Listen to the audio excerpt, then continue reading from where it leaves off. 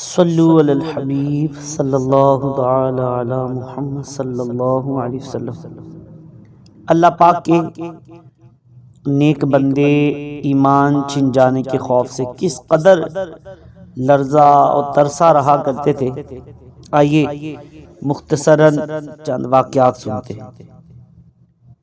سیدنا یوسف بن اسباط رحمۃ اللہ تعالی علیہ فرماتے ہیں کہ میں ایک دفعہ سیدنا سفیان ثوری رحمۃ اللہ تعالی علیہ کے پاس حاضر ہوا۔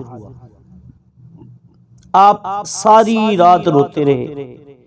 میں نے دریافت کیا، کیا آپ گناہوں کے خوف سے رو رہے ہیں؟ آپ نے ایک تنکا اٹھایا اور فرمایا کہ گناہ تو اللہ پاک کی بارگاہ میں اس تنکے سے بھی کم حیثیت رکھتے ہیں۔ مجھے تو اس بات کا خوف ہے کہ کہیں ایمان کی دولت نہ چھن جائے۔ اللہ اکبر۔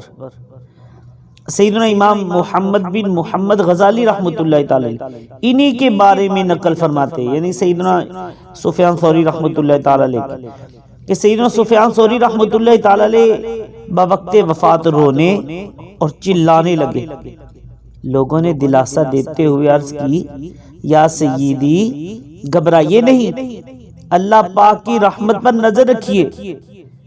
فرمایا، برے خاتمے کا خوف رلا رہا ہے، اگر ایمان پر خاتمے کی ضمانت مل جائے تو پھر مجھے اس بات کی پرواہ نہیں، اگرچہ پہاڑوں کے برابر گناہوں کے ساتھ اللہ پاک سے ملاقات کروں۔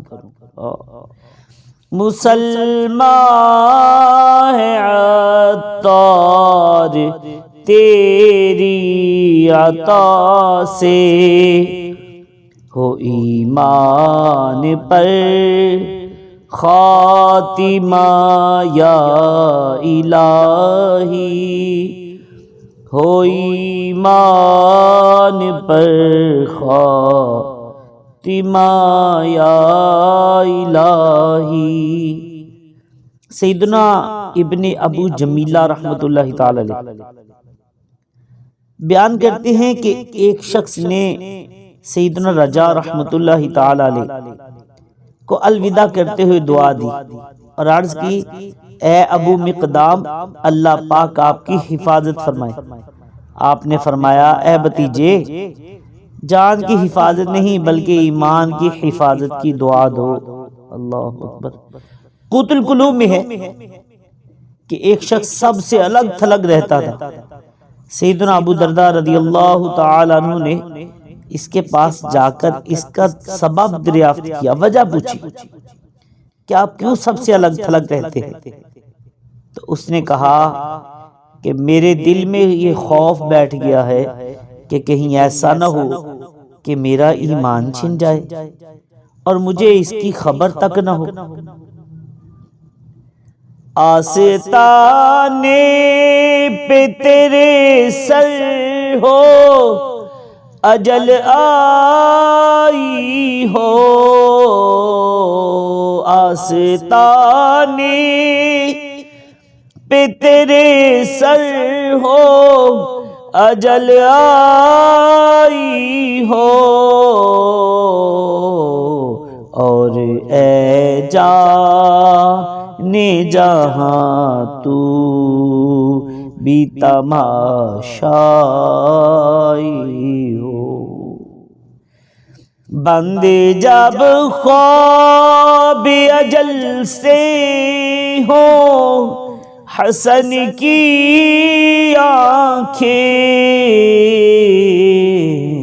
اس کی نظروں میں تیرا جلوہ زیبائی ہو، اس کی نظروں میں تیرا جلوہ زیبائی ہو۔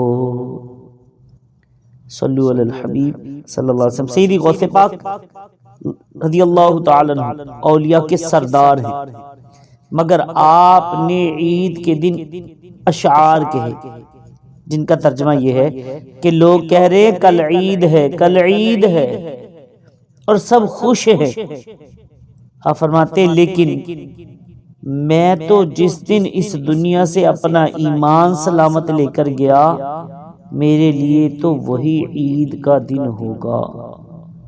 اللہ اکبر۔ تو سنا آپ نے کہ اولیاء اللہ کو اس بات کا ڈر لگتا رہتا ہے کہ کہیں ہم سے ہمارا ایمان نہ چھن جائے۔ اولیاء اللہ کثرت عبادت کے باوجود اللہ پاک کی ناراضی والے کاموں اور باتوں سے بچا کرتے تھے۔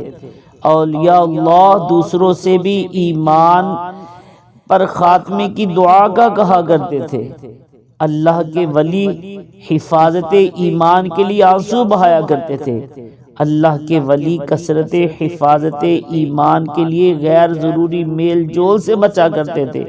لہٰذا ہمیں بھی چاہیے کہ اللہ والوں کے نقش قدم پر چلے، اپنی زبان کی حفاظت کرے، فضول اور غیر ضروری میل جول سے بچے، نیکیوں کا شوق اپنے دل میں پیدا کرے، اپنے گناہوں پر آنسو بہائیں اور گناہوں سے سچی توبہ کریں، اللہ پاک سے دنیا اور آخرت میں عافیت اور نجات کی دعا کریں اور اس کے لیے کہ عملی کوشش بھی کریں۔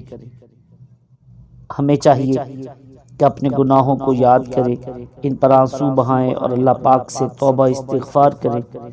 بدقسمتی سے آج کل ہم لوگ روتے تو ہیں مگر خطاؤں پر یا خوف خدا کی وجہ سے نہیں روتے بلکہ دنیا کے غموں کی وجہ سے روتے، جبکہ ہمارے بزرگان دین رحمہم اللہ کے نزدیک دنیا کی محبت یا مال کے رخصت ہو جانے پر رونا قابل تعریف نہیں تھا، بلکہ ان حضرات کے نزدیک خوف خدا میں رونا اور عشق مصطفیٰ صلی اللہ علیہ وسلم میں آنسو بہانا، گناہوں پر اشک باری کرنا اور ایمان کے چھن جانے کے ڈر سے گریہ وزاری کرنا یہ قابل تعریف تھا۔ اللہ پاک سے دعا کرتے ہیں ہمیں بھی بزرگان دین کے نقش قدم پر چلتے ہوئے اپنی آخرت کی بہتری کی کوشش کرنے کی توفیق عطا فرمائے، آمین بجاہ النبی الامین صلی اللہ علیہ وسلم۔